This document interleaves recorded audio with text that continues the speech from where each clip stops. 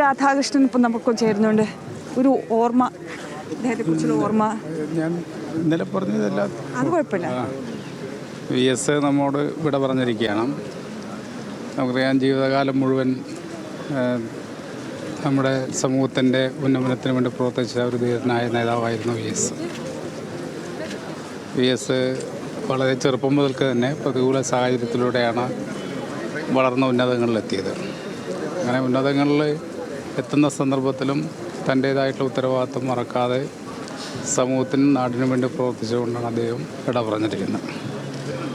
VSമായിട്ട് നേരിട്ട് ഒരുപാട് കാലത്തെ ബന്ധമുണ്ട്. പാർട്ടി പ്രവർത്തന രംഗത്തും അല്ലാതെയും ഒക്കെ.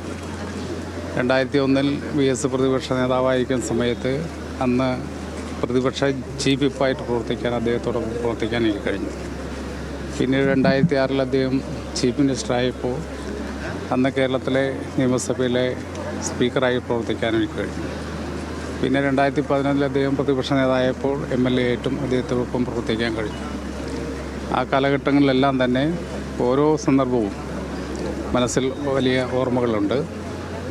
ആ നിയമസഭാ വേദികളും അതുപോലെ പൊതുവേദികളിലെല്ലാം തന്നെ സമൂഹത്തിൻ്റെ ഉയർച്ചയ്ക്ക് വളർച്ചയ്ക്ക് വേണ്ടി പ്രവർത്തിക്കുക എന്നുള്ള ഏറ്റവും പ്രധാനപ്പെട്ട കാര്യമാണ് അദ്ദേഹം ചെയ്തത്. നമുക്കറിയാം, സമൂഹത്തിലെ മുഴുവൻ ആളുകളുടെയും മോചനം സ്വപ്നം കാണുന്ന ഒരു പ്രത്യയശാസ്ത്രത്തിലാണ് അദ്ദേഹം വിശ്വസിച്ചത്.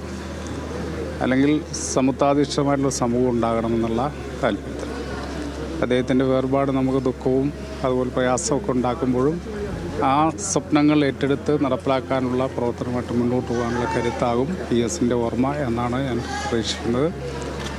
സഖാവിൻ്റെ വേർപാടുള്ള ദുഃഖവും അനുശോചനവും